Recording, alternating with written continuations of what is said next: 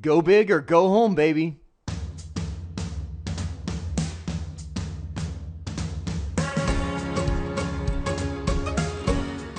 Believe it or not, my wife is the athlete of the family. It's probably actually not that hard to believe. Check out these guns. But so she's always taking our boys. Our boys are baseball boys, and that's what we tell them is they're up to bat. We're like, go big or go home. Either hit it to the fence or strike out. Don't do these little safe dinker hits that they're so famous for doing. So that's what we're gonna do with Spanning Tree Protocol right now. We're going big. That is, we're gonna look at Spanning Tree and determine how you can figure out what links are active in a larger topology situation. This is really the pinnacle. This is the skill that you want to be able to walk away from Spanning Tree with. Of course, you want to know what it is. You want to know how to configure it. But you really want to be able to look at a network diagram and say, that's where I want the root bridge. And here will be the active links through the switch network by the time it's said and done. I want to structure this in two ways. I want to do this with you first. I want, and this might end up being two videos. I'm not too sure. I want to do this with you because I want to teach you some stuff as we're going through on how it identifies the links, and more importantly, kind of the rules of Spanning Tree. I mean, you and I can look and be like, that's redundant, block it.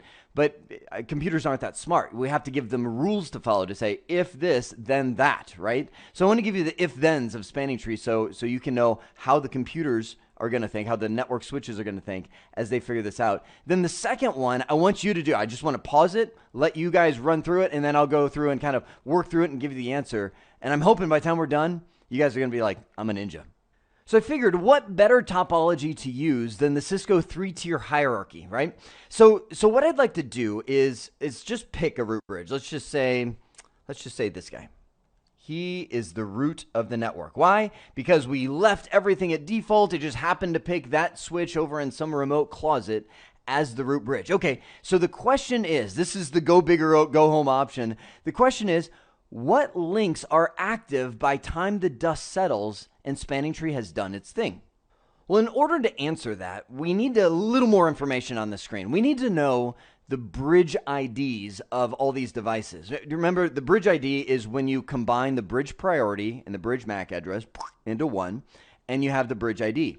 The lowest bridge ID wins. Now you know, because you've seen them, they're big old, I mean, it's it's like a 6-digit number followed by a 12-character MAC address. So rather than do that, I'm just going to shorten it, and let's just say this guy's the root, so obviously he's going to be the bridge ID of 1, right?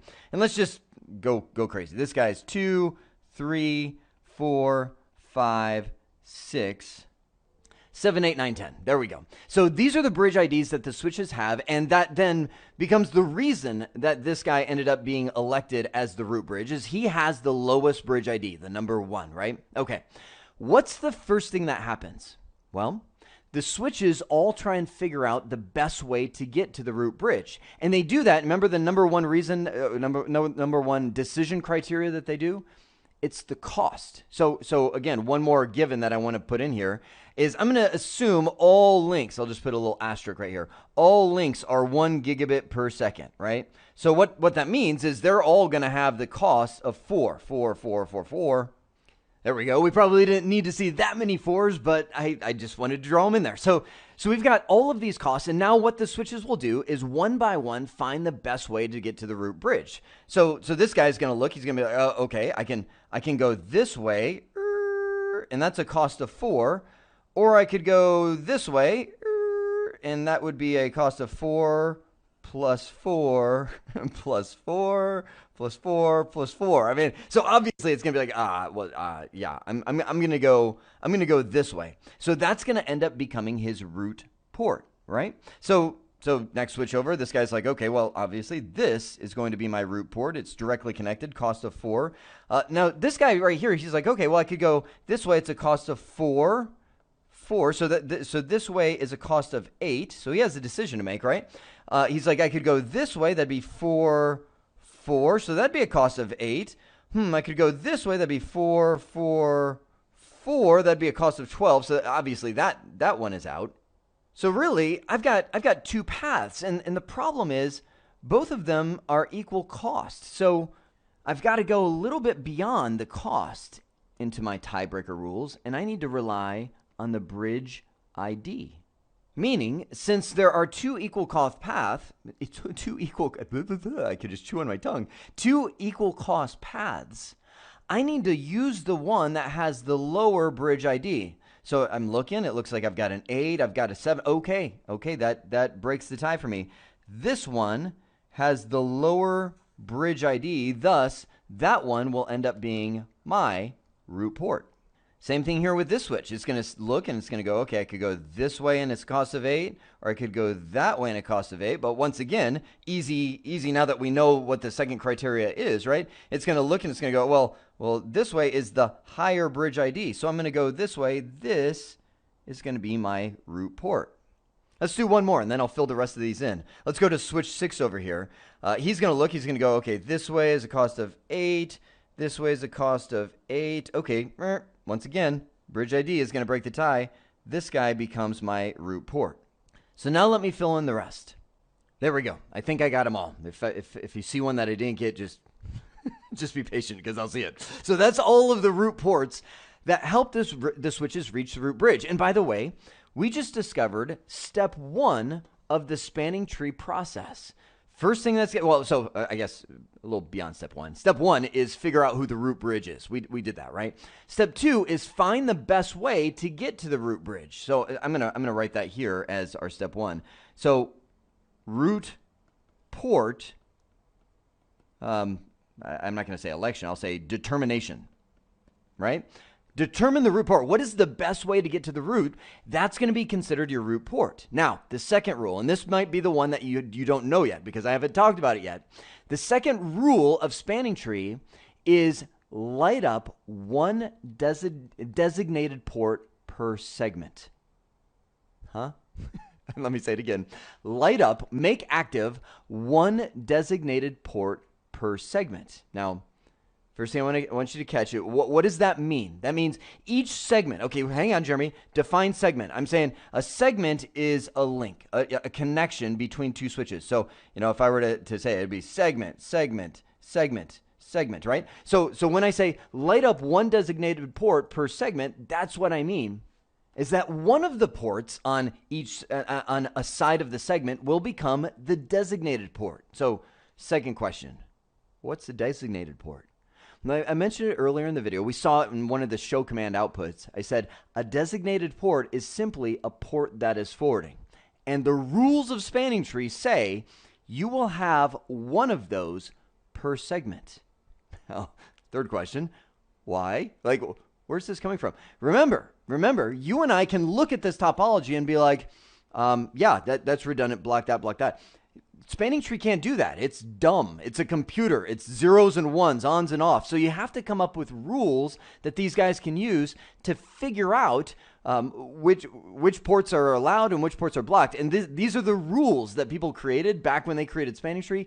These rules assure us that we will get a loop-free topology. So hang on, let me fill these in and it'll make sense. So one designated port per segment. So I look here and I go, okay, root port. Okay, then this side has to be the designated port, right? Oh, root port. This side has to be the designated port because I get one per segment. Oh, well, obviously the root bridge, designated port, because it's always going to have root ports connected to it because it is the root, right? So all of its ports will always be designated. That's the reward it gets for being elected the root bridge, okay? Okay, designated port. So essentially you're seeing me go right here. The opposite side of every single one of these root ports has to be a designated port, right? Root port, oh, right there, designated port. Did I get them all? Looks right? Yeah? Yeah? Looks good. Yeah, I think I got them all. Okay, whoa. Wait a sec, Jer. You didn't get some of them. I mean, like, what about this one? What? Okay. There is no root port there. So which side gets the designated port? Well, once again, we follow our rules of lower is better. The side with the lower bridge ID is the one that ends up getting. Well, let me scratch it. There's actually two. It's just like the criteria, right? The cost and the bridge ID.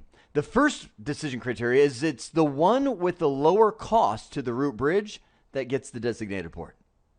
I know that's kind of confusing. So let's do this together. So let's just take switch 9 and 10 right there, right? So 9, what's its cost to get to the root bridge? So that's 8, right? Okay, so what's this guy's cost to get to the root bridge? 4 and 8.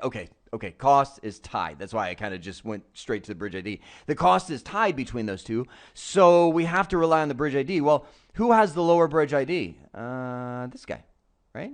Okay, so he gets the designated ports. Designated port. So again, remember, designated port is a port that's forwarding, and I know this is a little weird right now. You're like, don't worry, it's going to come together. Okay, how about these guys? Who gets the designated port?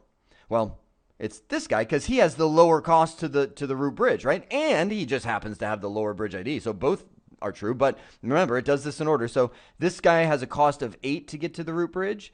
This guy has a cost of 4. So he's going to get the designated port right there, okay?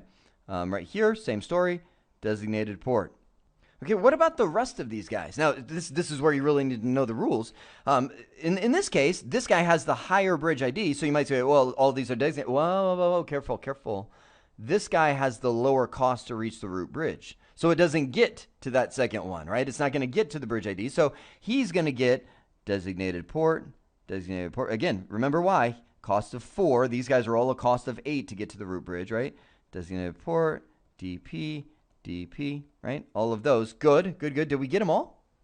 I think so. Good. So what we've got, again, first rule, second rule. Let's go to the third rule. And this is, by the way, the last rule. Block anything that's left. This is where spanning tree does its magic. But here's a key fact that you may or may not have known. Spanning tree only blocks one side of the connection. So it's going to look right here and go block, right? First off, before I go through and block all the ports, the reason that's important is you'll be doing show commands on the switch. You'll be like, oh, show this. And you're like, it's not blocking. It does it. I thought it would be blocking. Well, remember, when it's blocking, only one side blocks it, and that effectively disables the link. But if you're on the other side, the one that has the designated port, you might be like, oh, well, I thought that would be blocking. Check the other side. So block, and then all these guys, block. I think that's everything, right? You see any links that I'm not seeing? I think we've got them all labeled. So, ta-da! That's the end. That's the epic result of what spanning tree does. Now, it's a little hard to see, so let me do this. What I'm going to do, hang on, let me grab another pen right here, because I want to visually help you see what just happened to our topology. So watch this.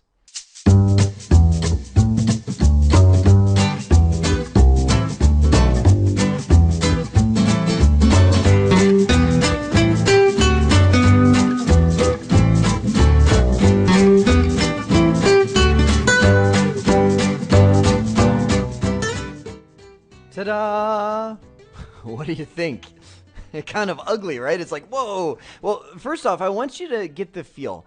It's not, I'm not concerned about the number of links that gets blocked, because remember, that's what spanning tree does. It blocks the redundant links. So in a well-designed, fully redundant network, I would expect half the links to get blocked. I would expect half of them to go away because we've got double, +1 redundancy on every single link that we have in our system. It's a great design.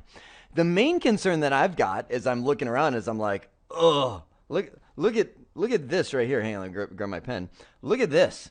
We've got a distribution switch. I mean, there's probably servers. I mean, maybe even your internet routers connected to that guy, going to the internet and all that kind of stuff.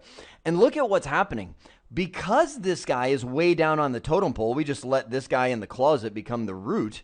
This switch is literally severed from everything else in the network except the root bridge. So you've got, a massive server here, another massive server here. You've got your internet feed coming in, and all of that is going through the distribution switch, through the root, and then going through the rest of the network. Now, I don't know what's connected to this, and that's not even my point. My point is that traffic flow is horrific. This is going to be a huge bottleneck.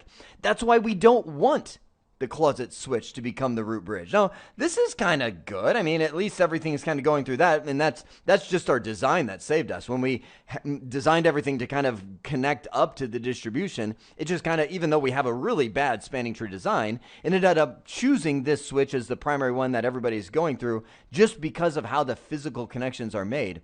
However, that just isn't good, right? So Here's what I want to do. I'm looking at this. Let's just squeeze it all together. Are you cool? This is going to be a little longer video. That's okay with you, right? Because I want you, while it's fresh on your mind, I don't want you to take a break. I want you to do this for yourself. So what I'm gonna do, I'm gonna clear it off. Let's do that. And let's do a little better root bridge election. Let's make this guy 1 and this guy 2, 3, and 4, right? We'll give the lower priorities to these, the kind of the core of the network right there. That's really what those are. Now I know you're like, well, it says core right there. Well, yeah, it does. But in this network right here, this is the core. Now, if this connects to other buildings and things like that, and it's all the same spanning tree network, then yeah, I would have that be the core. But just in this picture that we've got right now, that's what I'm doing. And let's make this 5, 6, 7, 8, 9, 10. And I want you to assume that all links are 1 gigabit per second, just like we did before. So they're all a cost of 4, okay? You ready? So here's what I want you to do. I want you to pause right now and figure it out. See if you can. Don't move forward. If you get stuck, rewind. Go back to me showing you how I did the other one, because I really want there's something that connects when you're like, okay, I got it. So do that, right? Pause right now, and then I'll come back and do it with you. Sound good? You paused? All right, let's do it together. This guy is the obvious root because it has the lowest bridge ID. And that is step 1 of the process, is pick the root bridge. Lowest bridge ID wins. Then what do? All the switches find the best way to get to the root. Now, I'm not going to write all the 4s up there because we kind of know that, but all these links are going to be a cost of 4. So, I'll just come up here. This guy looks, he's like, okay, I've got my direct connect right there. So I'm taking that route, right? That's going to be my root port. That's how I reach the root. Okay. This guy's like, oh, I've got that too. Root port right there. This guy's like, I'm divided, right? I'm stuck. Again, remember, cost is the number 1 decision maker on which paths to take. Step 2 is the bridge ID, right? And by the way, just to review, step 3 would be the lower port number. But we don't have that in this picture because we don't have any switches that are connected, like that. But if we did, then the lower port number wins, higher port number gets blocked, right? But we don't have that. Okay, so coming back to switch with this bridge ID number 2 right here. So it's going to go, okay, I can go that way, cost of 8. I can go that way, that way, that way, that way. Any one of these ways, almost any way I go is going to be a cost of 8 to reach this guy over here. So which do I choose? Well, it's going to rely on the one with the lower bridge ID. So looking around, that guy, right? Everybody good with that? It's got the lower bridge ID number of, it's lower than 4, it's lower than 5 through 10. So it's going to choose that as the root port.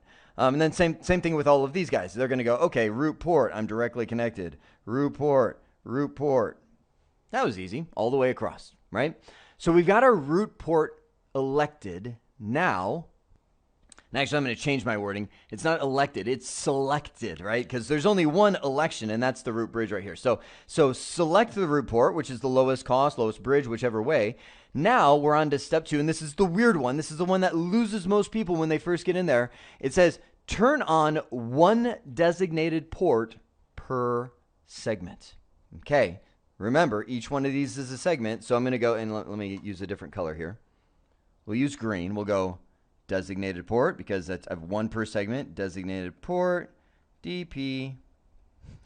And by the way, a tip for you, if you're doing this, just start with the root bridge and put all DPs, because that's again what the root bridge gets, because everybody's connecting to him with at least the root port.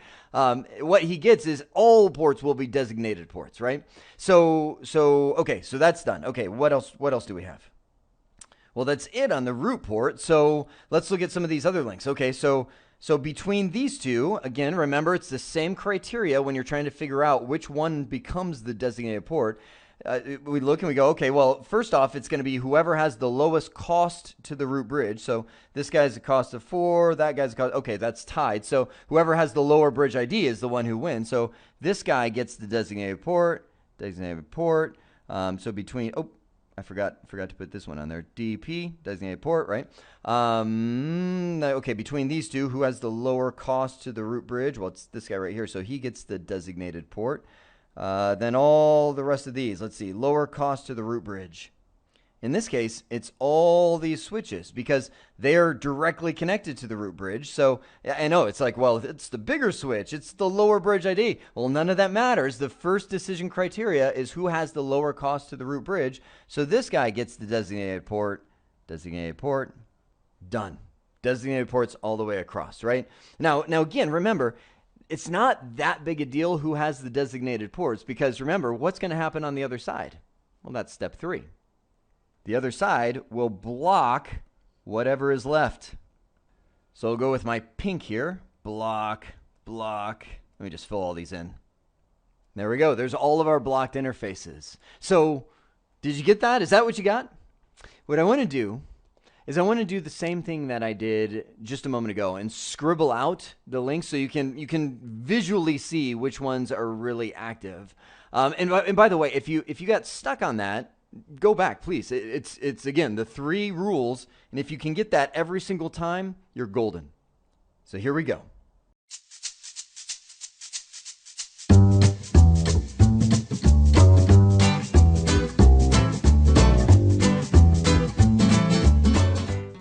There we go. Looks like a watermelon. That's it. That's the end topology that everything looks like. Now, how's that feel? Is it a little unnerving, kind of? Is it like if we were to just remove those pink links, because that's really what's happened, they're gone, you'd see like half the network disappear. Even for me, it's unnerving. But remember, it's what has to happen. That's what spanning tree does. But look at the difference.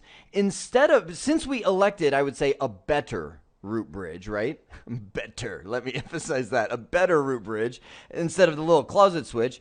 Everything's going right here to the middle. All of these are the high-speed switches, high-speed links that are being used. This guy has returned to his status as the closet switch, right? Nothing is going through him. He's not a transit switch like these guys are.